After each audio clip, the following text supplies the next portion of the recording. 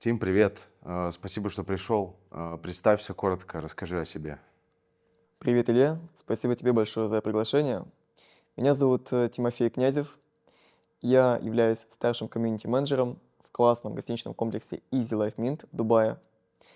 Мне 25 лет, сам приехал из Сочи, но сам родом я с города Нижний Тагил. 19 лет я жил и трудился на Урале, после чего я поступил в Сочинский госуниверситет. И это то самое начало, которое дало старту моей профессии, моему старту в гостиничном бизнесе. И ты знаешь, сейчас я чувствую себя максимально на своем месте здесь, в Дубае. Поэтому хочу сказать, что я благодарен то, откуда я есть, с города Нижний Тагил. Свердловская область — город, который мало кто знает. А если знает, то это максимум по тем самым нарезкам из ТВ-шоу, как «Тагил рулит» или «Тагил». Но хочу сказать тебе одну вещь, что я из того города, который даже тот самый город, который поставлял и принимал участие в создании статуи свободы в Америке. Нижний Тагил — это тот самый индустриальный город, в котором был первый паровоз, танк Т-34, сталь, та самая сталь, которая является, так скажем, сталелитейной промышленностью для всей России, как и для самой России, так и для стран зарубежья. Это и Франция, это и США. Даже некоторый процент сплава в Статуе Свободы — это тот самый нижнетагильская сталь. Поэтому я горжусь то, откуда я есть. Нижний Тагил — те люди, которые самые жесткие, самые стальные, такие, знаешь, неприступные со стороны, но как только они приглашают тебя домой, это самые гостеприимные люди. И именно эта гостеприимность во мне раскрылась, поэтому здесь я живу свою лучшую жизнь в Дубае, проявляю себя в лучших своих качествах, ну и получаю международный опыт. Поэтому, если коротко о себе, я гостиничный менеджер, люблю свое дело, но и стремлюсь к тому, чтобы стать управляющим одного из топ сетевых отелей, может быть, за рубежом, может быть, в России. Точные моменты я не уточняю. Но я кайфую от того, что я делаю. Поэтому приятно познакомиться. Круто. Давай вспомним немножко твое детство. Как оно проходило? Расскажи про родителей, кем они работали, и атмосфера в семье какая была, если ты вспомнишь. Мое детство максимально приятное и богатое на мелочи, но и как и многие, ты знаешь, Илья, возможно, ты слышал все эти истории. Мое детство похоже на детство многих ребят с России, кто родился в 2000-х, 2001-м, 99-м, даже раньше годах. Связано оно с тем, что отец, к сожалению, с матерью плохо ладили. Это была частая проблема у многих ребят. 6 лет я помню, что ушел отец, но в целом мое детство было максимально счастливое. У меня была мама, папа. К сожалению, да, папа ушел, но мы, тем не менее, поддерживаем связь. А чем они работали? Мама, не поверишь, по документам, которые я когда-то однажды нашел, у нее было отличие по истории, то есть она учитель по документам, учитель истории, также учитель литературы русского языка и даже умеет и может работать в детском саду, что она и делала. Но здесь все перевернулось. Когда в 2008 году стукнул кризис, в России 2008 год, к сожалению или к счастью, моя мама вынуждена была поменять свой род деятельности, и она работала исправительной колонии номер 5. То есть она работала с преступниками. Представляешь, мама, которая была и училась на то, чтобы работать с детьми, с учениками, Ей пришлось работать с и она преступниками. полностью переменила свой род деятельности, потому что в те года это был тот самый доступный вариант, чтобы, когда как отец ушел, то она воспитывала сына. Это более прибыльно и выгодно было, Это было, чтобы... да, и более доступно, и более выгодно, и прибыльно, и к тому же моя мама была она сильная женщина, за что я ей благодарен. К счастью, у меня были такие, ну, нужные люди вокруг, как и бабушка, дедушка. Дедушка работал на «Газпроме», кстати говоря. Но на самом деле здесь не будет речь про миллионы, хотя дедушка получал отлично. 3 месяца я его вижу, 3 месяца я его не вижу. Но, к счастью, моя семья была в среднем достатке, но все равно чувствовалось, что как будто бы где-то я мог, и мама меня ограничивала в каких-то вещах, где-то я не мог позволить себе то, что я хотел. И если я что-то действительно желал, мне приходилось для этого учиться отлично, вести себя прекрасно целый год. И благо у меня был дядя Руслан, то есть брат моей мамы Светланы, который также давал мне то самое мужское воспитание. Поэтому, ты знаешь, я скажу так, мое детство было потрясающим, и я не жалею, что даже где-то отец ушел, всякое бывает. А чем папа занимался, ты не помнишь? Папа Папа Денис, сам я Тимофей Денисович. Даже когда меня спрашивают, я очень гордо ношу это отчество Денисович. Папа у меня на самом деле классный мужик. Правда, он все время перебивался такими, знаешь, нестабильными моментами, как, Подработками. например, дальнобойщик. Сам по себе он водитель, шофер, то он был личным водителем. Позже он работал тоже на КАМАЗах, какие-то грузоперевозки. Ну, самая основная его деятельность — это дальнобойщик. И как раз-таки он вот 2000-е годы, примерно с 2000 года он работал дальнобойщиком. Я слышал те самые рассказы уже потом от мамы, что там и наркотики были, к сожалению, именно от отца. Но благо я узнал это уже потом. Помню и его и грабили, и был рэкет. Но в какой-то момент, к сожалению, мама была более такой интеллигенции. Папа, ты знаешь, он мог, как мне потом рассказали, и с девчонками уехать. То есть пока мама воспитывала меня, папа мог уехать где-то с девчонками, там потусить. А, То есть техника и автомобили так его заботили, что даже где-то приобрести там какие-то запчасти было для него важнее, нежели купить мне робота. До сих пор я помню тот случай, когда я попросил папу купить мне робота. Ты знаешь, это было 2006 год. Папа сказал, что нет, мы не купим, нет денег и так далее. Но я вижу, что он тратит уйму денег на автосервис, поддержку. Помню эти колеса, которые были на балконах. Одним словом, может быть, даже и лучше, что так случилось все. Я, кстати, помню тот самый момент, когда дверь... Тебя это как будто закалило и сформировало как лучшую личность, нежели если бы тебя баловали, ты бы все получал. Потому что через трудности, как будто бы через те вещи, когда недолюбил отец либо родитель, через эти вещи формируется более сильная личность. Я осознал, ты абсолютно прав, и я даже добавлю, папа показал тот самый период, когда как важно для женщины быть матерью сына, как важно для сына иметь отца, как важно для любого ребенка, неважно, дочь, сын, ребенку нужен отец, папа, который будет давать все необходимое, который будет поддерживать мама. Мама у меня потрясающе сильная женщина. И я, кстати говоря, именно благодаря уходу отца, в том числе благодаря этому, стал максимально пронизан, пропитан уважением к женщине. Я видел, насколько мама, она делала все, она меня и воспитывала. Она воспитала, я считаю, что воспитала отличного парня, сына, воспитанного с ценностями, сына, который знает, что он хочет, сын, который уважает своих родителей, сын, который понимает и который пошел по правильному пути. Когда-то в 2008 году, я помню, меня так сильно, буквально если вот представишь, впечаталось настолько сильно это воспоминание, что я пронесу его через всю жизнь.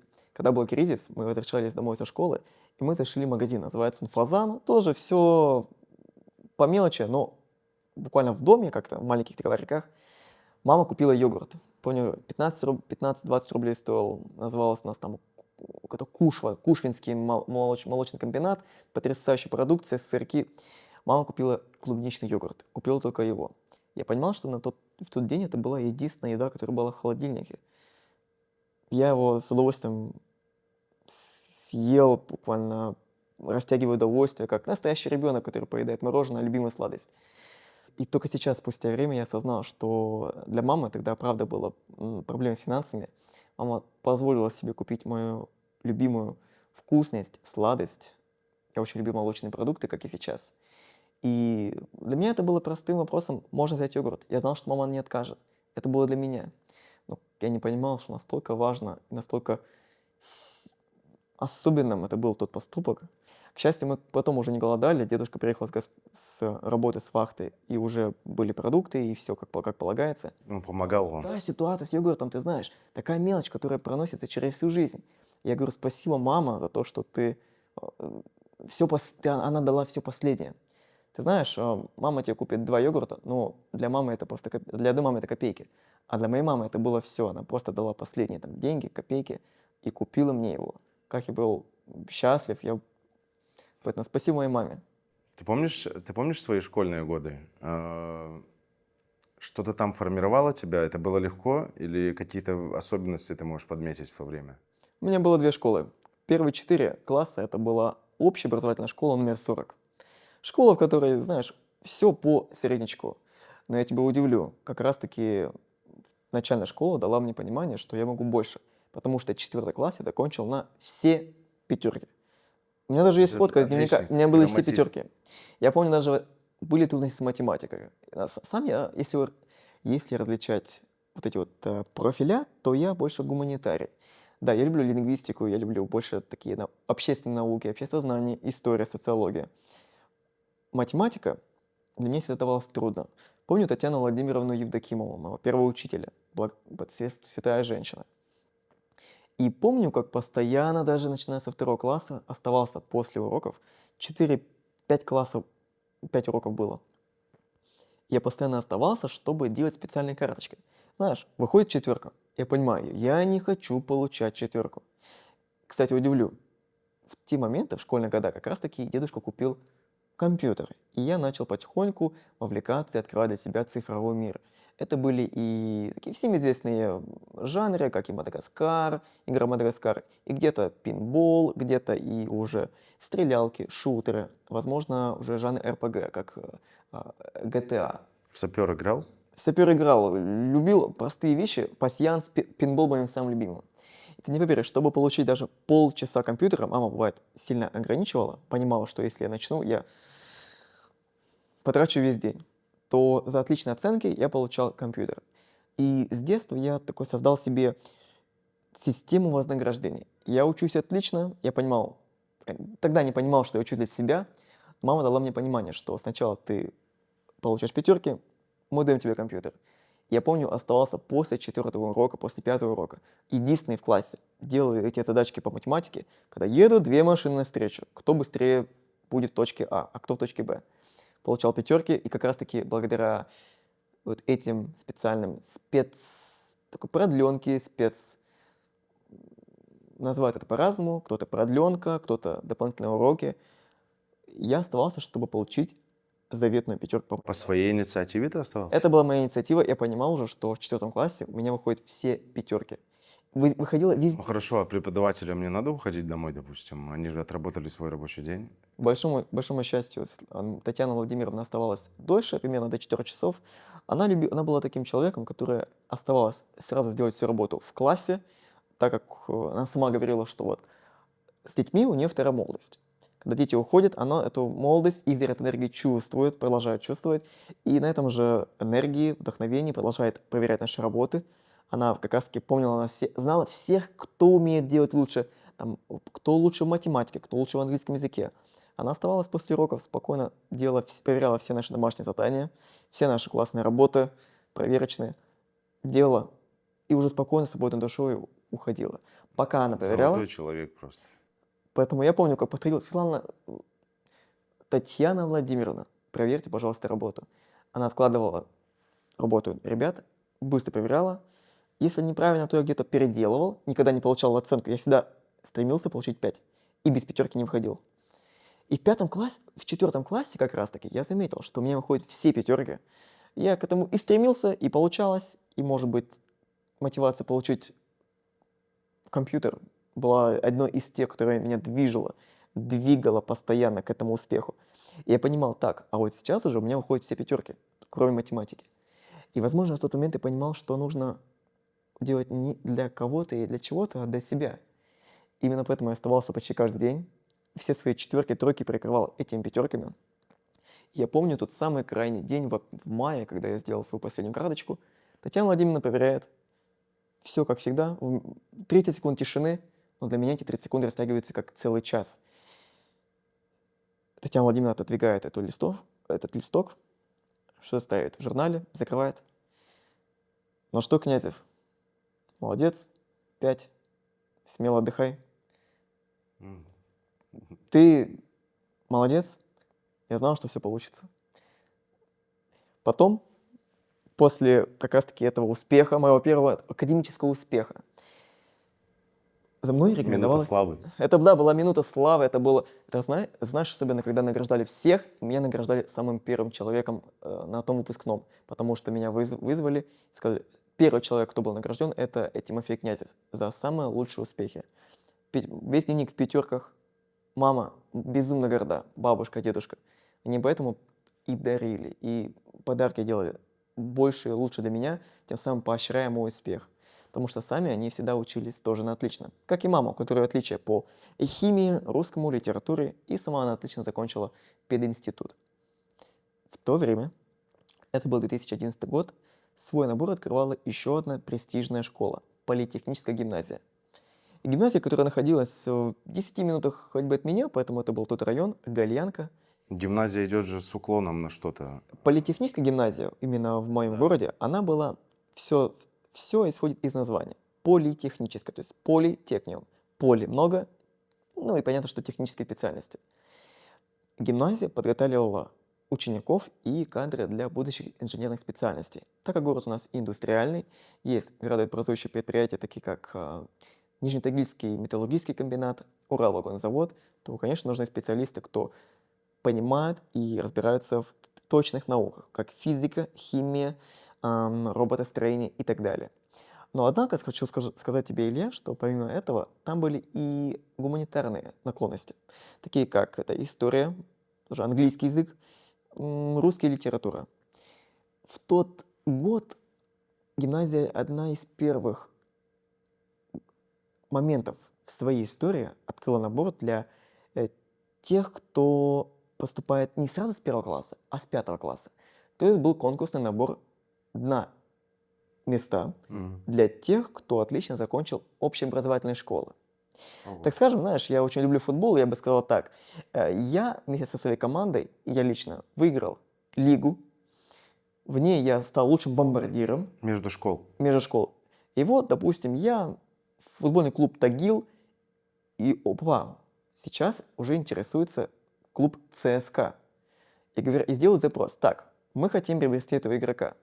Давайте, если сейчас игрок пройдет отличные испытания, мы его проверим. Здоровье, то есть академические успехи, здоровье, скорость, выносливость к нам подходит, мы с удовольствием его приобретем. То есть мы хотим это приобретение, но сначала нужно пройти некоторые испытания. Пройдет испытание, то в ответ мы даем отличную, то есть если футбольный клуб предлагает контракт на условиях, в данном случае для меня это была учеба в престижной школе, которая дает преимущество при поступлении в университеты. Я знаю, что гимназисты всегда поступают безоговорочно. Отличная база преподавателей. Это внутренняя школьная жизнь, много кружков. Там же есть астрономия, астрологические кабинеты.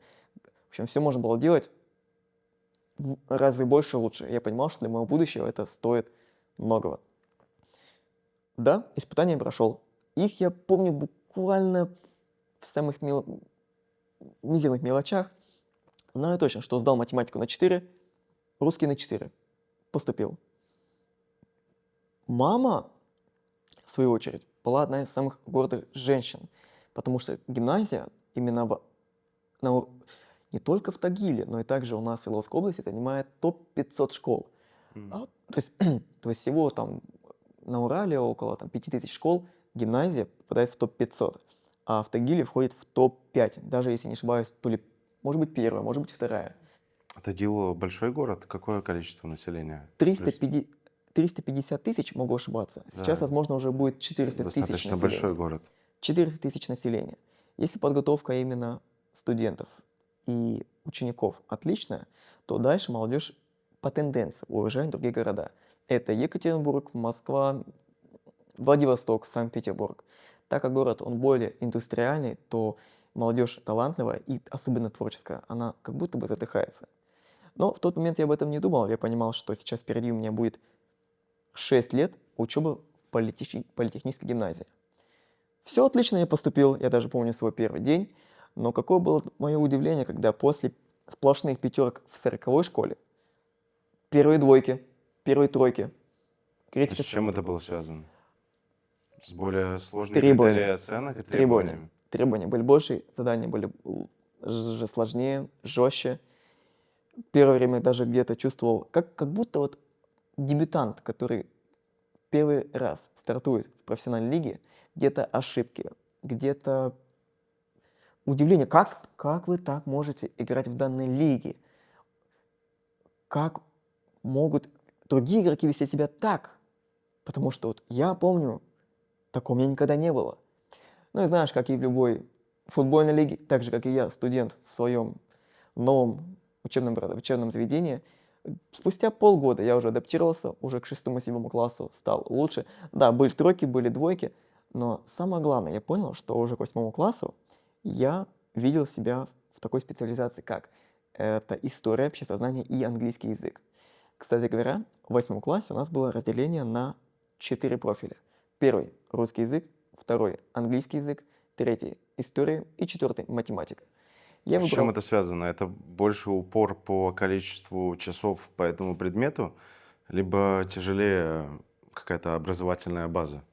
Да, в данном случае сейчас уже пошло подразделение с более углубленным изучением данного предмета. М. Я выбрал английский язык, так как в первую очередь он у меня отлично получался. Я любил английский язык. Уже, ты знаешь, Илья, в 40-й школе я даже выиграл олимпиады и побеждал на региональных соревнованиях.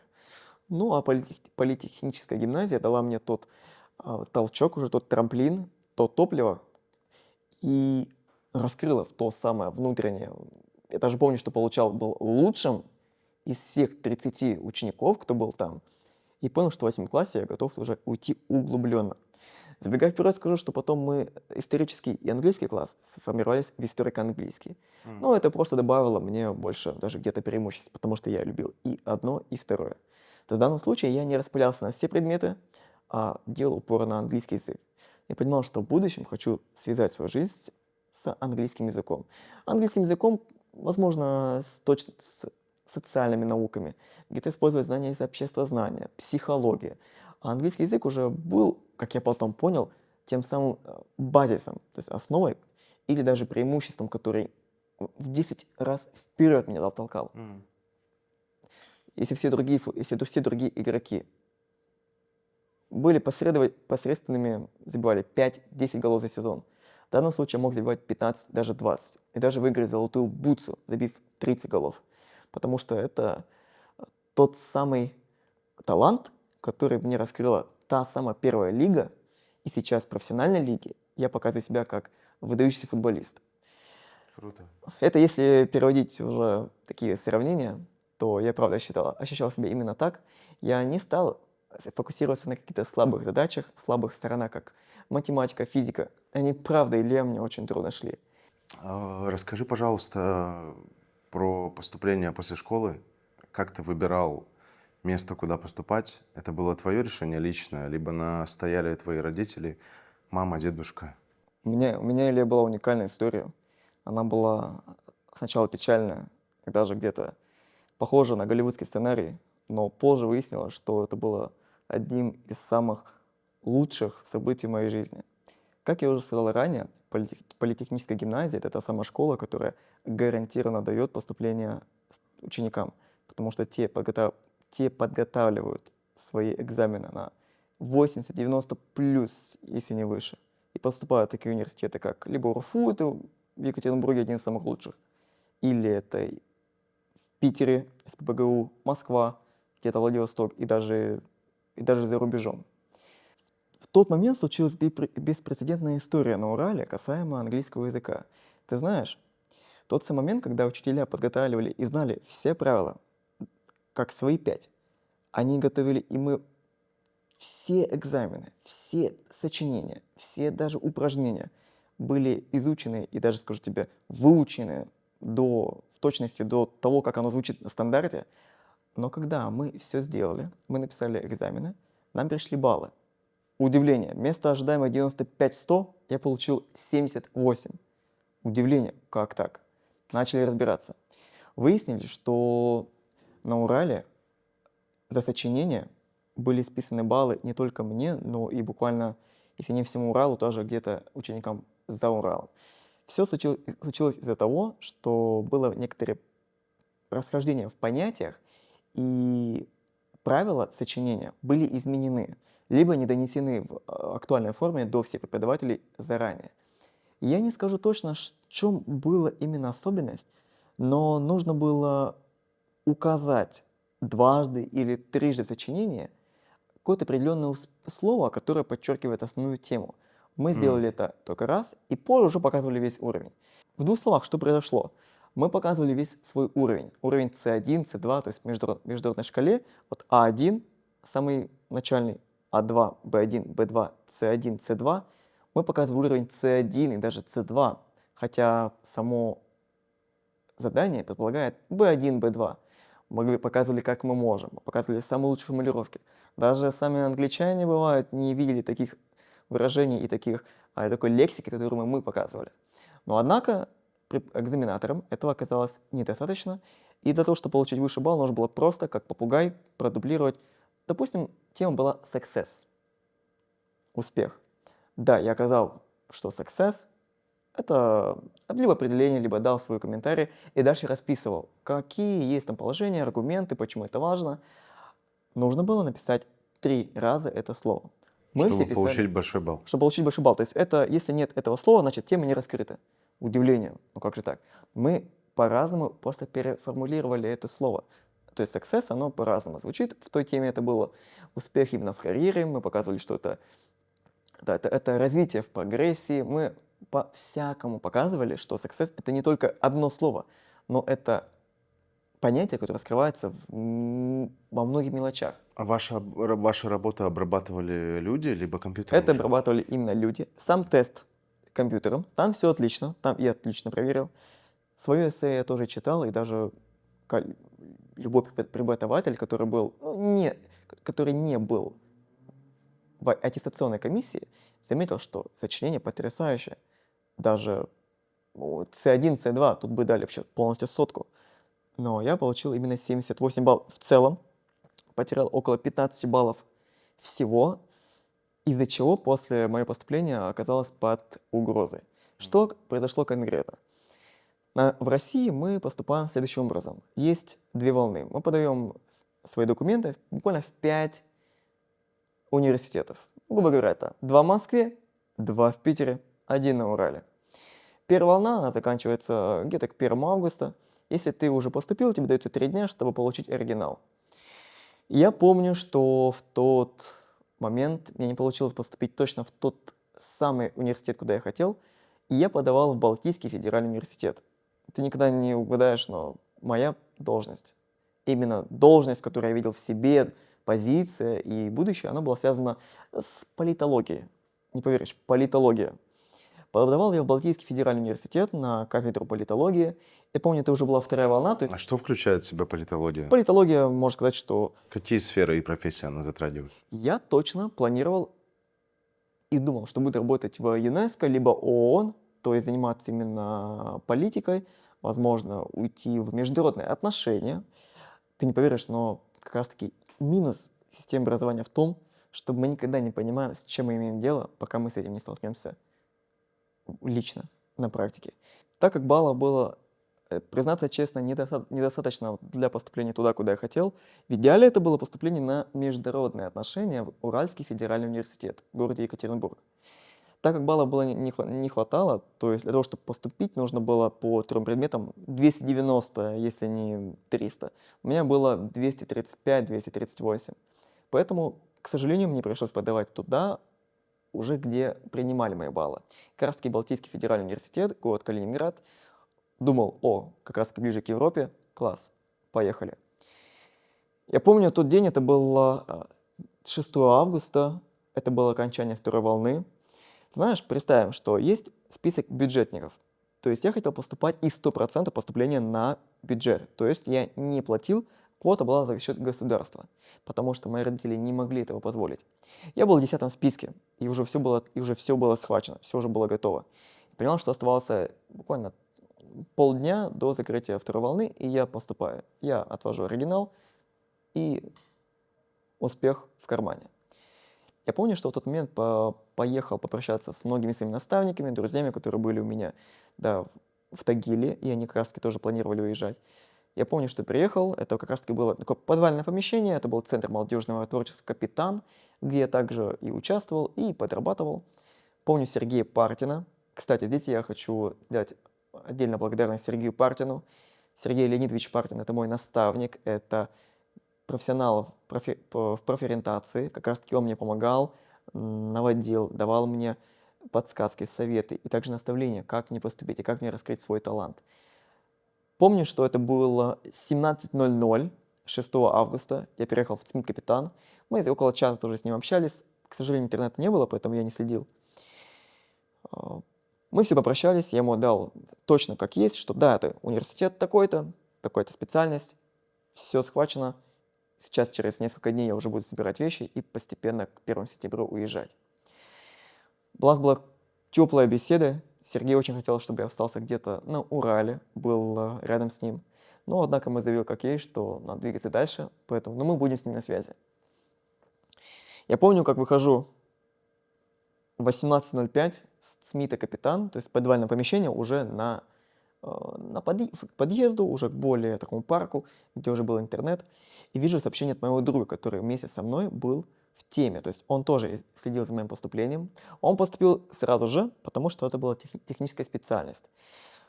В России технические специальности поощряют, поэтому даже если у тебя за 3 предмета, где максимум 100, у тебя 140 баллов, ты уже можешь пройти на бюджет.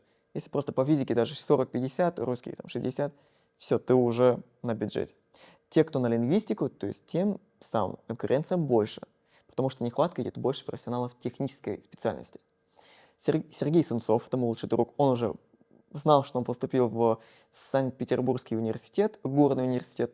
Невероятное событие ждали меня дальше, потому что я вижу это сообщение от Сергея, который пишет «Тим», многоточие. Ты знаешь, в тот момент, как будто земля ушла из-под ног, и я такой, так, ну, он следил за поступлением в прямом эфире. Там была у нас онлайн-таблица, где были все поступающие. Я знал, я скинул ему этот график, говорю, Сергей, все, Серег, сделано. Теперь буду в Калининграде, приезжай. 18:05, вторая волна закрылась, все, уже поступление по всей России завершилось. Получать от него это сообщение. Сердце тарабанит в ритм 200 ударов в секунду. Я открываю это онлайн-поступление и вижу, что в 17:48, в последний момент, я был 10 из 10, Тебя кто-то обогнал. пришел парень, у которого было на 2 балла больше, чем у меня. Если бы Стивен Спилберг был за моей спиной и видел, что происходило в тот момент, он бы сделал классный триллер. И теперь, что произошло? Да, когда я открыл онлайн-таблицу и видел, что я был на 10 месте, и буквально за 15 минут до окончания второй волны, да, пришел. Ты знаешь, Илья, я его называл самыми непрелестными Последними словами, словами. которые я мог вспомнить, на которые хватало мой лексикон. Кстати, на секундочку, я скажу тебе, что тогда, если ты был самый для меня ненавистный человек, то есть, понимаешь, он выбил меня из гонки на поступление. Я понял в тот момент, что я не поступил. И тот самый Тимофей, который был надеждой и мамы, бабушки, дедушки, гимназист. Как гимназист не поступил? Ты понимал, что ждало меня после?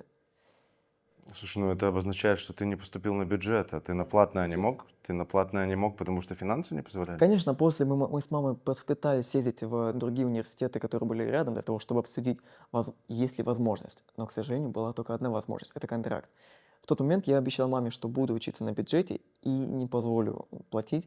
К тому же сумма была, да, возможно, около Слушай, ну 100-150. бюджет же обусловлен тем, что тебе придется потом отрабатывать в Это счет государства. специалитет, если быть точнее. Бюджет в этом плане– это квота от государства. М. И я понимал, что мама не может сейчас себе позволить. В те годы действительно мама занималась тем, что искала средства для покупки автомобиля и для второй квартиры, которая потом, кстати, на будущее будет для моей сестры. И, к сожалению, я сказал точно как есть. Никакого контракта, только бюджет. Я понимал в тот момент, и на секунду, что если в тот момент я был самым несчастливым человеком в своей жизни, то потом я этого человека и даже сейчас благодарю. Потому что его поступок, возможно, изменил полностью мою судьбу в лучшую сторону. Но об этом позже. Я помню тот день, 6 августа, я возвращался домой, и как раз-таки пошел дождь, как в голливудском сценарии. Пошел сильнейший дождь за последний месяц, это был август, даже за то лето 18 года. Как будто даже небо заплакало, потому что ты Возвращался не домой, поступил. я помню, что я очень ругался про себя, и когда шел домой, полностью вымок до нитки. Когда вернулся домой, я сказал маме как есть, я назвал плохими словами этого человека, который пришел, выбил меня. Ну, возможно, не он был причиной, мне нужно было, во-первых, и сдать университет, сдать свои экзамены лучше, а именно русский язык, сдать английский язык лучше. Но тогда были некоторые события, как мы уже обсудили. С мамой мы обсудили Сначала эмоционально, но потом спокойно. Что нам делать? Бабушка, конечно, была в шоке. Она чувствовала, что как будто внук остался на обочине, не поступил. Все поступили, но не я. Но как потом больше, уже потом выяснилось, даже те, кто поступил сразу же, оказались не в самом лучшем положении, либо поступили туда, куда они не хотели, либо по наитию своих родных родителей. Они не хотели, но потому что надо. Поэтому я взял a gap year, то есть тот самый год пропускной, который дает мне возможность, как это принято в Европе либо в Штатах, дать себе год понять, от чего я действительно хочу. А дальше, для того, чтобы армия меня не поймала сразу же, потому что в России, в многих странах СНГ, если ты не поступаешь сразу же, то ты идешь в армию. Я понимал, что сейчас не самое лучшее время, именно поэтому было принято решение пойти в немецкий колледж. Колледж, который предоставлял отсрочку от армии. И буквально с сентября по май я учился в нем, даже, знаешь, как не учился, а его посещал. Слушай, у вас до сих пор такая же система и политика по сей день? Если ты поступаешь куда-то, то есть армия тебя не забирает? Аналогично, аналогично, но все на момент и на период поступления. То есть учишься ты 4 года, пожалуйста, на 4 года ты от армии защищен. Но если ты оканчиваешь образование, потом ты идешь.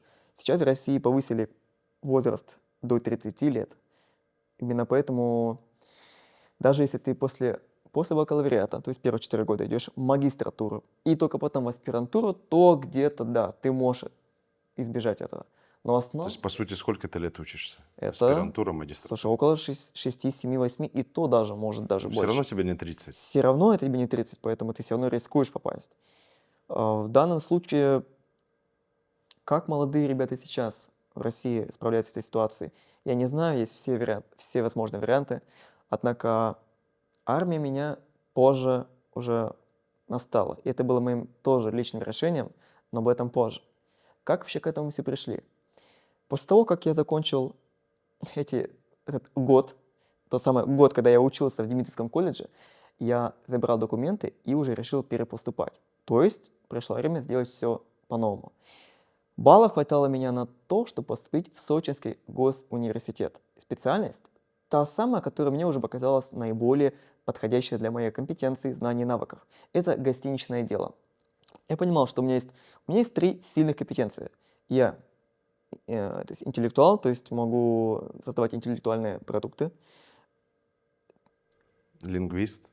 Читаешь мои мысли, коммуникатор, то есть это английский язык и ораторское искусство. И третье это digital, то есть умение работать с цифровыми продуктами, создавать их, ну и на основе их укреплять мои все остальные преимущества. Гостиничное дело было тем самым направлением, которое было именно на месте практики. То есть Сочи, самый курортный город у нас в России, известный не только в России, но и за рубежом. Понимал, что курорты такие, как Красная Поляна, Газпром, Роза Хутор, рядом Анапа, ну и сам Сочи, как привлекательный магнит для туристов со всей страны, и не только. Такая своеобразная на основе Калифорния, но Сочи-форния. Это был тот самый момент и период, когда я осознал, что да, вот это направление мне нравится больше всего. Отличный шанс сказать спасибо еще раз моему наставнику Сергею Партину. Сергей Партин это был руководитель Центра молодежного творчества, с кем я работал. И как раз-таки тот самый год, a gap year, когда я был в Нижнем Тагиле, искал свое предназначение, думал пересдавать экзамены, мы с ним вместе работали и занимались многими проектами. Я тебе скажу так, когда я не поступил, и я ему это сообщил, он сообщил фразу на иврите, которая обозначала, что о, так нужно или так предвелела игра, предназначение. Сергей Партин, ему 35 лет, я скажу даже больше, он общался с президентом России Владимиром Путиным, есть даже запись в YouTube. Это профориентолог, у него есть международная экспертность по профориентологии. Он выступал в Швейцарии, в Италии, Индии и некоторых других азиатских странах на тему профориентации и монетизации таланта Как ты с ним молодежи. познакомился и пересекся? Как раз Как таки получилось ваше знакомство?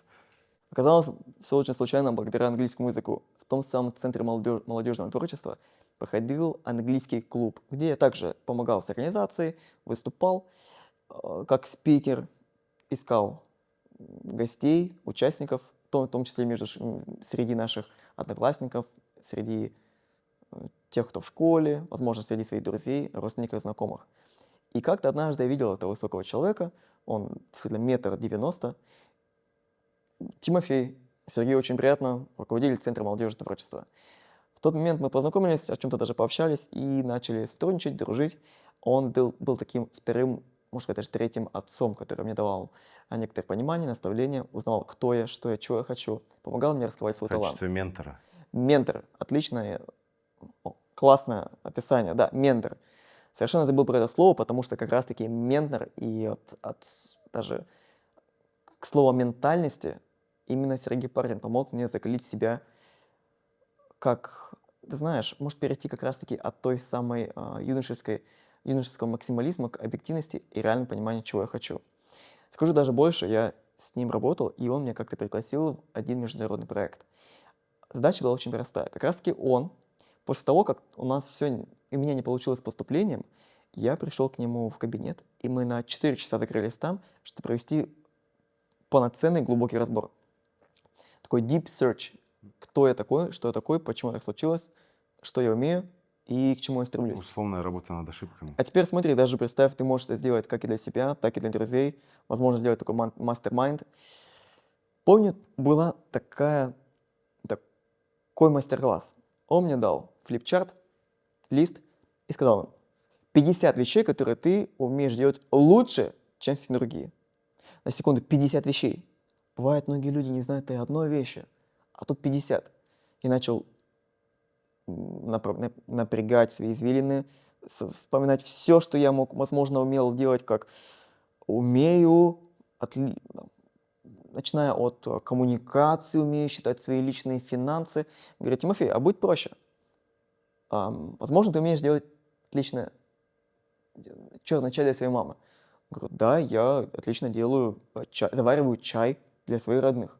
То есть начиная от чего-то большого, глобального, как выступление, как организация своих финансов, самодисциплина, заканчивая до таких вещей, как То есть в эти 50 вещей могли входить и заваривание чая. все могло быть, да, что я могу, Круто. то есть, что я делаю лучше всего? Чищу, допустим, чищу свои уши ватной палочкой, потому что я делаю это очень изящно, потому что я делаю это очень профессионально и делаю это так, что у меня потом даже улучшается слух. То есть настолько я умею следить за собой, из этого вытекают все остальные умения. Помню, что даже были такие умения, как умею там целоваться с девушками. Ну тогда я все, что я мог, то я и писал. И мы с ним создали цель, которая меня мотивировала весь этот год, a gap year, то есть буквально с сентября 2018 по май 2019 года. Тимофей говорит: что ты хочешь больше всего? Я говорил многие вещи, но мы пришли к конкретной практичной вещи. Я люблю Audi, я люблю этот бренд автомобиля, я люблю немецкий автопром и Audi особенно, не знаю почему, что-то во мне есть. Как раз таки на основе этих 50 вещей были выявлены мои 3 основные компетенции. Это интеллектуал, цифровой и коммуникатор, потому что именно их я поставил на первую очередь, то есть это все первое, что я придумал. Ну и на основе всех остальных это все как шло как второстепенное. Я помню, что в тот день мы с ним выявили, это было 8 августа, через 2 дня после всей ситуации, мы выявили цель на ближайший gap year, то есть на ближайший год, который будет у меня. Она звучала так, я до сих пор ее помню, она у меня была записана, это была та цель, которая меня буквально переродила. Звучала она так: к 1 мая 2019 года я имею белоснежный Audi A5 купе стоимостью не менее 700 тысяч рублей. То есть взять БУ. Помню, как просто я пронесу через всю жизнь эту цель, потому что, к сожалению, она была первой целью, которую, к сожалению, не достиг. Чего не хватило? Возможно, где-то дисциплинированности, где-то внимания. У меня были возможности следующего характера. У Сергея была компания, которая продавала цифровые решения для охраны труда в бизнесе. Моя задача была сделать 2 минимум заказа, там заказ каждый минимум там 300 тысяч рублей. И у меня была бы уже эта Audi. Представляешь, для парня, для которого 1500 рублей в месяц от бабушки либо дедушки, это уже большие деньги. А тут тебе говорят: слушай, вот Audi будет, сделай 2 заказа. Вот на 300, на 400. Все, вопрос решен. То есть моя задача была быть таким посредником между этой компанией, которая базировалась в Екатеринбурге. Не помню ее название, но помню точно, что они, правда, были молодцы и делали крутые вещи. То есть можно было сделать охрану труда в виде VR, То есть то есть компании бы экономили миллионы и человеческие жизни не в реале, тренируя их на башенных экранах, а вот ты надел вот тебе джойстик, и ты как башенном экране. Быстро, эффективно, безопасно можно эффективно тренировать ошибки, делать работу над ошибками. Ну и, конечно же, это оптимизация. То есть мы экономим деньги, и будет у вас вечно. Все ПО, все адаптируется, все предоставляется. К сожалению, цели не достиг, так как где-то, возможно, было даже страшно. То есть как так? Очень резко произошел скачок от студента, вот Нижний Тагил, где-то была даже зашоренность до вот такого открытия, что вот он связаться с Америкой, со Штатами, с Германией, предложить эти все продукты. Там же появилась еще и девушка, а когда молодого парня, 19 лет, конечно, хотелось больше внимания давать ей. Я где-то делал, искал, занимался, но уже находились какие-то подработки. И Какого рода подработки? в виде ведущего квестов, потому что как раз рядом с Сергеем Партиным была компания Happy Quest, мы занимались организацией праздника в том числе, и зарабатывал 700 рублей, там 1000 рублей за квест. В целом, для меня тогда было достаточно классно. За 4-5 квестов в день, несколько дней подряд, и уже вроде бы хорошие деньги. Там первый раз я начал снимать квартиру за, помню, 6000 рублей в месяц, без мебели, но это было классно. Колледж Демидовский, да, я начинал учиться, все олимпиады, все я делал на 5 с плюсом, я даже выигрывал места и делал рекорды по успеваемости, хотя даже не принимал никакого участия, казалось бы, потому что это для меня был низший уровень. Я понимал, что я не готов буду там оставаться надолго, поэтому просто благодарил колледж за то, что он дал мне отсрочку. Я не достиг этой цели, но мы с Сергеем, когда провели повторную сессию, выяснили, что эта цель хоть у меня не реализовалась на 100%, но в процессе достижения я выяснил и открыл для себя вещи, которые мне помогали двигаться дальше уже самостоятельно. Как раз таки тот самый переход от юношеского максимализма к объективности и пониманию, что я хочу. 19 год, август, я увидел, что моих баллов хватало для гостиничного дела в Сочинский госуниверситет, куда я поступил. Здесь началась моя новая история уже в Сочи, то есть спустя 19 лет я переехал в Сочи, был под безумный стресс. Даже, скажу тебе, где-то проронил слезу, потому что настолько было невыносимо, как так я променял Урал на неизвестный мне Сочи. Дорогой, непонятный, ни одного знакомого нет, и все ты должен делать сам. А выживать на 15 тысяч рублей в месяц от моих родителей. Тем не менее, учеба пошла в гору. Это был бюджет? Это был бюджет, к счастью, как и обещал. Не поверишь, но я до сих пор учусь, потому что мое окончание образования будет только в этом году. Почему так все случилось? Университетские года у меня стали одними тоже из самых крутых и насыщенных.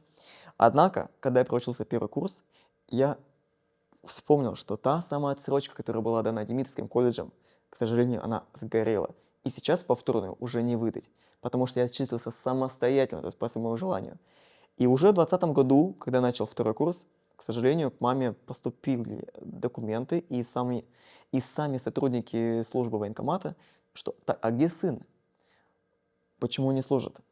И если сын не явится в течение 7 дней, не заявит о себе, то будут штрафы, будут запреты и трудности как для семьи, так Но и для при меня этом ты лично. уже учился в Сочи. При этом я учился уже второй курс в Сочи. Ого. Я долго думал о том, что мне нужно делать. И ты знаешь, Илья, у меня даже были возможности найти отсрочку в виде таких зверских изношений над собой, как быть худым, то есть принимать таблетки для похудения, либо выпить много колы, чтобы стать, наоборот, толстым, то есть питаться только Либо палец сломать. либо другие вещи, которые Мгм. приведут к отсрочке. Я смотрел на себя и понимал, как уже мужчина, как мужик, что я не хочу этого всего.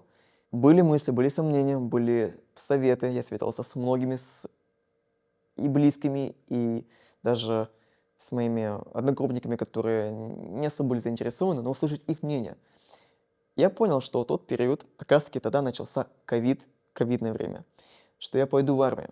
Я пойду в армию, потому что это был тот самый момент, идеальный и удобный. Если не сейчас, то никогда. В мир в непонятном состоянии. Я уйду и спокойно отслужу этот год. Позже я выйду, я буду отлично, спокойно жить, не боясь за свою жизнь, не боясь за то, что меня самый То есть в неудобный... этот момент служба в армии уже была у вас до 30 Она была, продлена? знаешь, до 28 лет. Мне До было 28 лет. 20 лет мне было, я помню.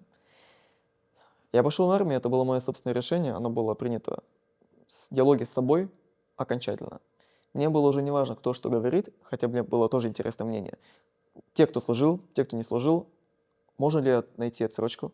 Но какой-то период я смотрю на себя в зеркало, и на той квартире на улице Гагарина в Сочи, центральной Сочи, у меня была классная квартира, мы жили вместе с моим одногруппником Николаем. И я понял, что мне стало просто стыдно в одночасье, что я кашу от армии.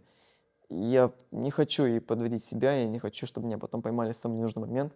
Сейчас самое то время отслужить и двигаться дальше. Мужской Решение, поступок. решение было принято трудно, но оно было принято в четком и долгом диалоге с собой. Оно не было мотивировано поступками выгоды, корости. Цель была только одна. Отдать тот самый долг родине, во-первых. И к тому же нужна была та самая аскеза для молодого человека длиной в год, потому что в голове были самые разные мысли. От непоступления, от жизни в другом городе. Это как раз таки тогда был уже ковид, и некоторая дистанционная работа заставляла задуматься, чем оправданы. Тебя при поступлении побрили на лысо? Ну или Когда коротко? Я помню, когда в 10 ноября 2020 года я ушел в армию, но 13 ноября я просто уже приехал в часть, потому что 3 дня это было, а, как мы ее называют по-разному, 3 дня, когда тебя покупают. То есть вот такое-то дело, у него категория такая, у меня категория была B2, если не ошибаюсь, либо B3 по зрению, потому что я линзы ношу, и что-то было с носовой перегородкой. Но сейчас все отлично. Поступил я в ракетные войска и артиллерию. Помню, как насчет бритой головы. Я сделал все проще. Решил не насиловать свою голову под ножницами и машинкой неумелого солдата, поэтому все сделал заранее. За 2 дня до армии я пришел в парикмахерскую и сказал просто армейская натуральная стрижка. Возможно, для той женщине это была самая легкая стрижка в тот день. Просто на лысо. Не слишком на Ты не лысо, помнишь но стоимость такой стрижки? 200 либо 250 рублей. Я помню, кстати, в тот момент я был уже блондином, я экспериментировал с внешностью и понял, что не хочу я всех этих блондинов, не хочу я насиловать свое тело, не хочу я казаться. Нужно все проще, да. Хочу Сказал быть. себе, так, мужчина, дядя мой служил, там, дедушка служил. Я пойду служу и буду двигаться дальше. Потому что я вижу, как ребята страдают. Они находят все лазейки. Они, как минимум, если о, они находят зверские способы изуродовать свое тело, чтобы не идти. И способы разные. Есть легальные, есть где-то полулегальные, нелегальные. Но я решил сделать все максимально простым способом, который потом оказался даже самым эффективным. Потому что когда я пришел из армии, для меня армия была отличным опытом, который мне дал понять, что я хочу. Я долго думал, ходил диалог с собой, я его нашел. И после завершения армии, к счастью, все было отлично. Я вернулся живым, здоровым, сильным, ментально, физически. Я понял, В что, армии не было дедовщины? к счастью, она, если была, то максимально Лайтовая? лайтовом в его выражении, и меня это не касалось. Были моменты, были замесы, были необходимости мне Постоять за себя? проломить того мальчишку и сказать, как есть. Когда я помню, знаешь, все заряжают телефоны, такой, знаешь, мы называем на английском языке, оно звучит как power center, на русском это тройник. Тройник, либо умножитель розеток. Все поставили, все парни знают, уважение – это основа товарищеского взаимоотношения. Поставили телефон на зарядку, и я помню, как пришла моя очередь, я долго ее ждал, маме позвонить не могу, телефон разряжен. Поставил, и вижу, как один дагестанец просто вырывает мой выключатель, мою зарядку, ставит свой и начинает что-то болтать. В тот момент я осознал, что какое-то было неуважение не только ко мне, но и к моей матери. Я сказал, я не помню тоже, как его зовут, но Заурбек, Залим. Я ему объяснил, как есть. Слушай, послушай меня сюда внимательно. Прям при всех, помню, все слышал этот диалог. У каждого есть мать. У меня, у тебя, у него, у капитана, у всех. Мы все понимаем, что здесь всего лишь 4 места, но каждому нужно позвонить. Ты не занимал свою очередь, и она придет позже, после того, как я заряжу. Пожалуйста, имей уважение ко мне, к себе. Сейчас моя очередь. У тебя тоже есть мать. Да, я не помню, как это было. Помню, что это было максимально без матов, но я его уничтожил этим той самой фразой, сказать, что это крайнее неуважение как не только ко мне, но и к себе. То есть ты сам возвысишь себя выше других. Это некрасиво, это неправильно, это не по-мужски. Давай я заряжу свой телефон, и после чего ты поставишь свой. Он спокойно все принял, Максимально что- дипломатично. что-то что-то буркнул, но в итоге я зарядил свой телефон. После у нас с ним были такие нейтральные положительные отношения. Вам Кому было есть. разрешено телефоны иметь? Тапик или кнопочный телефон. Конечно, парни с телефонами ходили, многих вот это ловили, но у меня был только тапик. После половины службы у нас появился у нашей четверки, это была сочинская четверка, это была моя команда, и те самые люди, с кем я до сих пор держу связь. Это Леонтий Писемский, Артем Лобанов и Давид Мазур. 3 парня, тоже с Сочи. Поэтому, когда меня спрашивали, откуда ты, сначала я говорил, я с Сочи, но потом откуда, С с Нижнего Урала. Тагила, с Урала, все верно. Поэтому армия была потрясающий для меня опыт, я счастлив, что сходил в тот момент, так как после уже начались некоторые другие события, связанные с геополитикой. И, к сожалению, я знаю случай, когда мой однокрупник тоже пошел в армию, и он был брошен в Курскую область. Он, может быть, не хот... его не планировали туда направить, но по необходимости он попал туда, где развязались уже более горячие события. И, к сожалению, он погиб. Это был классный, максимально дружелюбный, позитивный, честолюбивый парень. Его зовут Дмитрий Багров. Я знаю и отца, и мать его. Я был в шоке, когда узнал эту новость. Поэтому где-то я счастлив, что не сходил тогда, а не сейчас. Потому что, возможно, Все события могли могло быть повернуться по-другому. абсолютно. Поэтому всему свое время. И в то время ощутил, что это было то самое время для армии.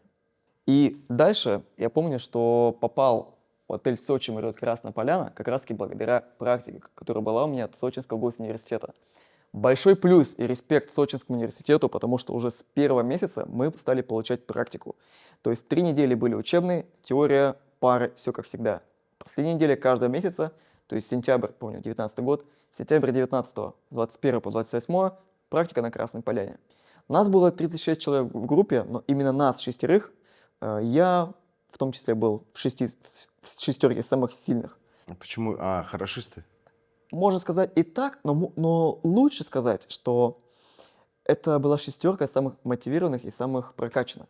Тогда наш заведующий кафедрой с каждым лично общалась, кто ты, откуда, что хочешь, и выявляла, кому куда лучше пойти. Самые такие более ленивые, такой, жемчужина, такой, знаешь, как будто бы шляпа, которая распределяла либо ты Гриффиндор, Когтевран, Слизерин, Пуффенды. И я попал именно в самую элиту.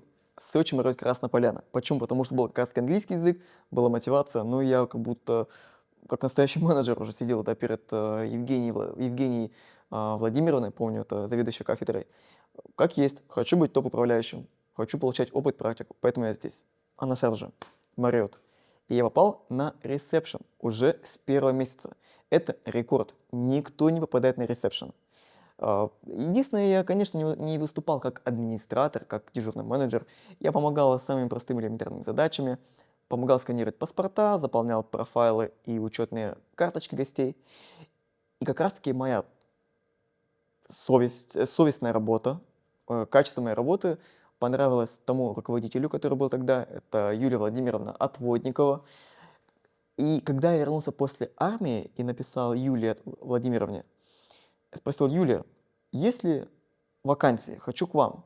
Как раз таки армия помогла понять, что гостиничный бизнес это нужно и, во-первых, прибыльное, интересное, потенциально перспективное направление для меня, где есть тренды, бренды, где есть возможности для путешествий, для быстрого карьерного Ну и роста. то место, в котором ты силен, как минимум. И это была основная мысль. То самое направление, в котором я силен и в котором я хочу развиваться как профессионал, как личность.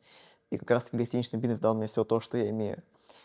Юля ответила мне как есть. Да, Тимофей, единственное, я сейчас в декрете, но вот контакт Нелли, я уже тебе все рассказала, напиши ей. И когда я написал, собеседование было уже буквально на следующий день. Собеседование было на русском и часть на английском. Тимофей, через неделю готов вас принимать. А я такой: сегодня же 31 декабря, это что, получается, уже в празднике? Говорит: да, погнали, что тянуть? погнали. Обучим, научим. Сейчас сезон, как раз-таки будет самое то время научиться. Сначала думал, ну, наверное, нет, надо дать время, но принял решение, что пора. Не нужно сидеть дома. Я так уже 2 месяца отдохнул после армии. И уже к 11 января 2022 года я был на Красной Поляне, был мой первый рабочий день в качестве стажера, и я прошел этот путь длиной в 3 года от стажера до дежурного менеджера. То есть от человека, который просто помогает с элементарными задачами, распечатай, принеси, до менеджера, который контролирует всю стойку ресепшн и весь отель. А когда я оставался за ночного менеджера, то есть ночной дежурный менеджер, это сравни с генеральным управляющим. То есть на мне была весь отель, была вся команда.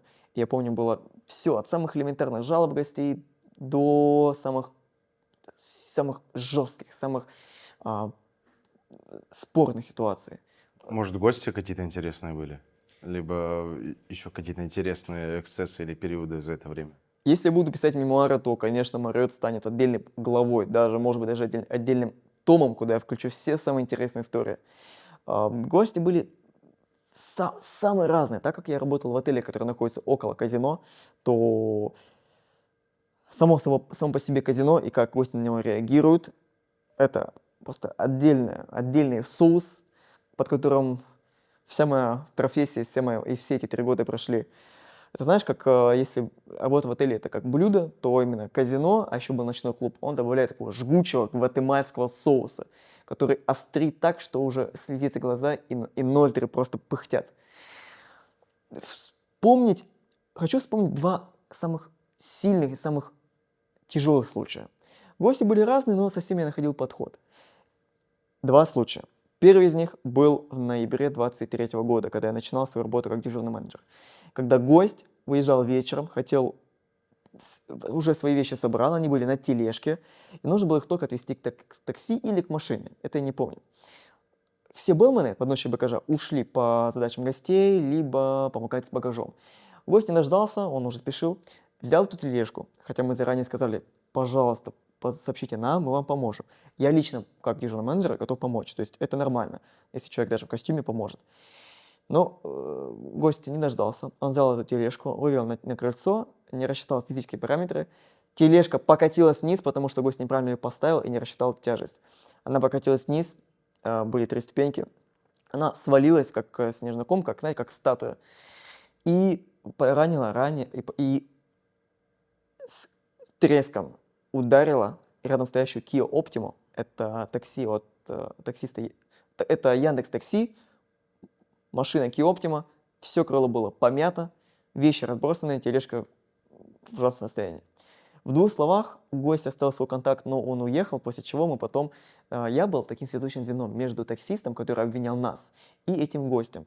Сначала гость говорил, да, свяжитесь со мной, я позже потом возмещу, но позже стал слишком... полностью поменял свое поведение, он проявил свою наглость, и вместе с таксистом, как будто бы договорившись, начали снискать вину Отель на отеле. кошмарить. То есть отель стал во всем виноват. То есть почему мы не помогли, почему не проконтролировали. То есть 2 стороны винят отель. Хотя не все, что случается на территории отеля, является на ответственности отеля. Ну, юридически отель не несет за всю ответственность. В тот момент я проявил инициативу, связался со всеми юристами, в том числе с главным юристом Раскотиковым Красной Поляны. Мы выявили, что вообще нашли все те самые положения, которые всю эту вину от нас отводит, потому что гость был проинструктирован, по камерам видно, что мы гостя ждали, и гость сам выискивал сотрудника, но почему-то постеснялся, побоялся спросить на ресепшн. Девочки, они были свободные, они ждали команды. Гость решил проявить свою инициативу, инициировав движение тележки, которая позже помяла автомобиль. Итог ситуации. Мне удалось на юридических основах, ну и вербальных, невербальных, всех своих умениях доказать, что отель не виноват. И в данном случае, если таксист хочет получить компенсацию, нужно связываться с самим гостем. Контакты. То есть я сделал так, что я перевел плоскость от как треугольника, где мне нужно было решать 2 этих ребра, и одно ребро, и второе ребро, о том, что эти 2 стороны начали общаться в плоскости друг друга, а отель вышел из нее. Главное, чтобы в треугольнике один угол не был тупым. К сожалению, 2 угла оказались тупым. Как именно ситуация завершилась, я не знаю, но точно знаю, что отель в этом плане победил. Хорошо, вторая ситуация. И вторая ситуация, все очень просто, в ночную смену, это было совсем недавно перед моим уже уходом. Ночь позвонил в Marriott девушка и сообщила, кстати, с фейк номера, сообщила, что у нас в номере есть гость-смертник, и он взорвет бомбу. В тот момент мне нужно было поступать как настоящий дежурный менеджер и эвакуировать все 1000 человек. Это был зимний сезон, представь. Но вместе со службой безопасности курорта, которые быстро приехали в отель, мы не стали делать панику. Мы решили еще раз проверить все IP-адреса. У нас была IT-служба подтянута. И мы поняли, что какая-то есть странность. Я помню это, и так получилось удачно, что я помню гостя, который подозревается, и он совершенно не был похож на смертника. Аккуратно я пришел к гостю под видом того, что что-то не работает. Это были просто компания 4 парней, которые праздновали день рождения. И они были полностью, знаешь, безобидными, как на Майами-Бич, шортики, пьют, выпивают. Мы аккуратно вывели этого гостя на личный диалог, потому что мы заметили, что есть какая-то несостыковка. Гость вышел нам с нами на связь, показал свои документы, и потом в какой-то момент осознал, да неужели она снова позвонила? Вам поступал звонок от... Оказалось, что у гостя, который был с Азербайджана, у него была бывшая девушка, которая ему ревновала, была в обиде.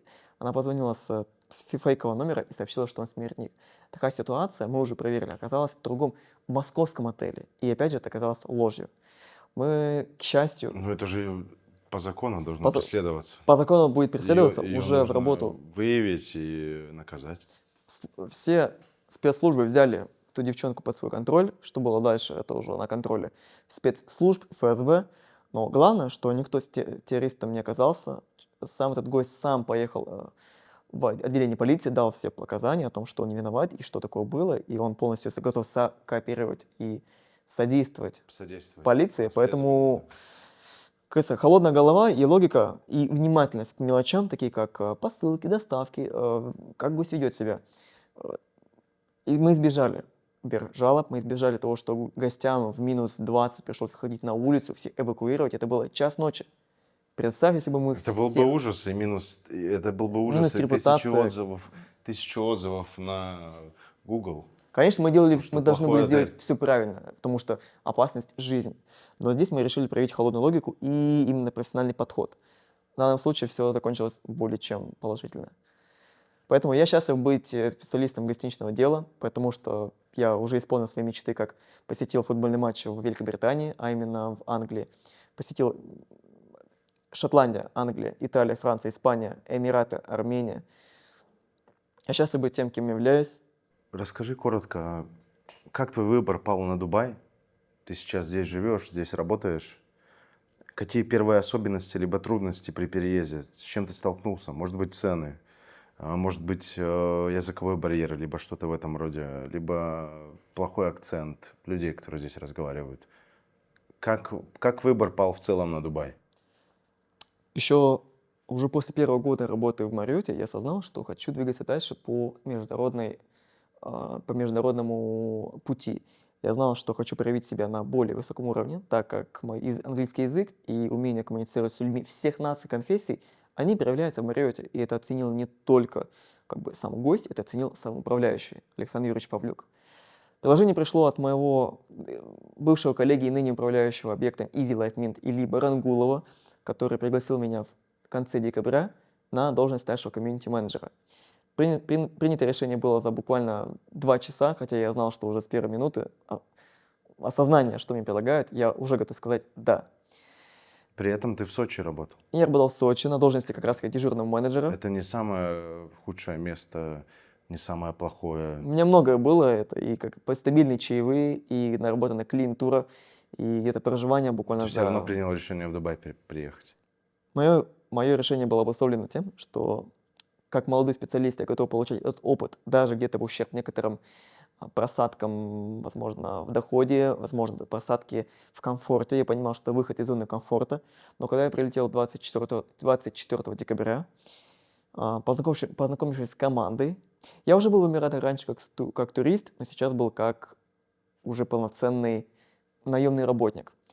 Я осознал, что год здесь я даю себе точно, не меньше года. Год — это, знаешь, такая страница в книге. Не меньше, не больше, но год. А дальше буду смотреть. Спасибо Илье, который плавно меня интегрировал в команду, всей команде, которая меня адаптировала в том числе. Как для уральского человека трудность первая — это море, пальмы, солнце — это классно, когда ты особенно на отдыхе. Но когда ты здесь постоянно, и каждый день это пальма, солнце, а уже будет и жара, то для уральского человека, который привык к зиме, привык немножко померзнуть, необычно, необычно. Возможно, это все устаканится и придет в норму, но на данный момент как будто, знаешь, Илья, хочется дождя, хочется немножко снега, хочется померзнуть, хочется погрустить, а хочется выпить горячего чая в пасмурную погоду, услышать Я тебе по личному опыту скажу, это будет всегда американские горки. Ждешь зимы летом, зимой думаешь, что лето наступит. И вот так вот каждый год. Ну и второй нюанс один. Так как операционный сотрудник, я часто общаюсь с подрядчиками и самого разного калибра и формата, и конфессий, и наций. Проблема вторая — это то, что некоторые бюрократические моменты занимают гораздо больше, чем это требует. Возможно, где-то индийская компания просто забудет о своем контракте. И нам необходимо не то, что напоминать, а приезжать лично в другой конец вообще Дубая, либо в другой Эмират, чтобы заявить, что, ребята, мы работаем с вами, пожалуйста, продолжайте ваш контракт. Иначе мы... И приходится иногда здесь угрожать тем, что мы разорвем контракт, полицией за несоблюдение прав, штрафами, государством и так далее. Поэтому я бы сказал, что ответственность некоторых подрядчиков меня не устраивает, но стараемся уже заранее заблаговременно. Неисполнительные. Исполнительность, да, исполнительность и ответственность организаций и некоторых компаний. Потому что если в России это делалось буквально за несколько кликов, здесь это делается гораздо дольше. Занимает день, два, три, а бывает даже неделю, если не месяц. Но со всем этим получается справляться. В моей профессии есть полный раньше, полный выбор возможностей, у меня есть свобода действий, свобода согласований, свой бюджет, который я могу потратить на некоторые решения. Ну и, конечно, это доступ к руководству, которое прислушивается к моим действиям, к моим мнениям, к моим предложениям. Поэтому я ценю мою работу здесь, так как у меня отличная зарплата, у меня отличные условия и возможности для роста. У меня классная профессиональная команда, очень разносторонняя, с удивительным опытом. И мы, знаете, мы как алмаз. И каждая грань этого алмаза — это каждый из нас. Кто-то профессионал в одном деле, кто-то в другом. Но вместе все грани образуют ценный этот алмаз, бриллиант, называйте как угодно, который формирует нашу истинную сущность. Это наш сервис, нашу концепцию easy, что мы вместе отдыхаем, мы вместе работаем, учимся. Мы как семья. Есть план на ближайшие пару лет? Как ты думаешь, ближайшие пару лет будут здесь, в Дубае? Либо ты попробуешь сменить локацию? Может быть, это Европа будет или еще что-то? Планирую после года, как только я отработаю здесь год, смотреть дальше, как получится двигаться дальше. Буду максимально объективным и честным перед собой. Возможно, я пойду дальше, возможно, я сменю компанию, сменю отель. Однако сейчас мне все нравится, я ценю свою команду. Думаю насчет работы именно в Великобритании, в UK, так как я был там, конечно, как турист, но уже приглядывался как потенциально будущий наемный работник, возможно, и бизнесмен. Мне нравится то, как происходят там дела. Да, где-то есть моменты с налогами, но как-то сродни душе, как персональный челлендж, хотя бы даже просто в найм в компании, тот же гостиничный бизнес. Какой феномен Великобритании, и в частности Лондона, потому что все там собираются? Ты знаешь, у Лондона, когда ты приезжаешь в сам аэропорт, неважно, Хитроу, Стэнстед, Лутон, я приезжал лично в Лутон, в каждом аэропорту есть такая цитата, она известного писателя. Я не помню, как она была в оригинале, но говорит так: в Лондоне есть все то, что нужно современному человеку. Если тебе не понравился Лондон, тебе не понравилась жизнь. Трудно писать, но я это прочувствовал. И мне трудно сейчас описать, как именно я это прочувствовал. Как будто там реально есть абсолютно все. Даже климат, которого не хватало здесь, то есть изменчивость его. Город, сам Лондон, который сочетает финансовый центр, точнее, финансовую силу Уолл-стрит, историчность Рима, фэшн и стиль Милана, вот эта сдержанность и дерзкость Греции. Плюс, наверное, ночная индустрия в целом там развита вся. Лондон, как и Клубы, Москва, never sleeps. never sleep. Лондон never sleep, yes. Футбол как вторая религия. Ну и знаешь, как толерантность, это реально это как hustle and bustle, как Нью-Йорк, в котором, правда, все конфессии нации, просто религия, исповедование. Это трудно объяснить, но это нужно прочувствовать. Сколько нужно в Лондоне зарабатывать денег, чтобы комфортно себя чувствовать, по твоему мнению? Я думаю, тысяч $10 в идеале. 10 тысяч долларов. Ну, в фунтах это там около 8, возможно, будет. Хотя мне говорят наши гости, которые уже даже здесь живут, что там вопросы с преступностью, налогами, это то, что их отталкивает. Может быть, они правы. И сейчас я больше тешу себя этими фантазиями и, может быть, любовью как к туристской Ну, кстати, да, части. в Европе сейчас с преступностью на самом деле все очень плохо. Такое есть. Если я был в Барселоне лет 7 назад, и все было спокойно, то сейчас говорят, что на самых туристических улицах у тебя могут просто вырвать из кармана телефон и убежать. То есть стало некомфортно прям. Был в Барселоне, поэтому все находилось буквально все рядом. То есть телефон привязывался, сумка перед тобой. Поэтому сейчас я нарабатываю опыт в Эмиратах, буду изучать этот рынок. Это, знаешь, своеобразный интернациональный восточный центр. У тебя есть предрасположенность к обучению языкам, нет желания арабский язык подучить? Я осознал, что я был бы сейчас самым востребованным специалистом, если бы знал, во-первых, знаю английский, уже знаю русский, если бы еще знал арабский, поэтому есть такое желание. И, возможно, французский. Французский изучал. Учу итальянский для себя. То есть posso parlare italiano. Как будто бы арабский язык здесь реально открывает двери везде. Даже если ты идешь на рынке и ты скажешь how much? 500. Если я не знаю, как это на арабском, но уже будет 150 дирхам. 5 лет назад в возрасте, может быть, там 20 лет, какой бы ты совет дал сейчас? Самая лучшая мысль — это мысли, которые приходят прямо сейчас, без раздумий. Если бы 5 лет назад мне было 20 лет, то совет он был бы очень простой. Это девчонки еще будут. Фокус на себя, действуй. Или, как бы я еще переформулировал, жалей о том, что сделал, нежели о том, чего бы ты не сделал. И чаще задавай себе вопрос. Будешь ли ты жалеть, что ты сделал или не сделал, когда будешь умирать на смертном одре? А еще я бы себе напоминал, совет был бы такой: напоминай себе чаще, что сейчас молодость — это твои самые праймовые года в твоей жизни, которые определяют твое будущее. И такой еще маленький совет, а даже напоминание. Помни, Тим, что ты на расстоянии одного решения от совершенно новой, другой жизни, и это решение зависит только от тебя. Поэтому я понимал, что могу ли я быть миллионером или нет, все зависит от меня. Я буду миллионером, и я не буду миллионером, это все абсолютно правда. Если я буду миллионером, это правда. Я не буду миллионером, это тоже правда. Все зависит от того, как и кому я говорю. Все зависит только от меня. Тим, спасибо большое. Очень интересно.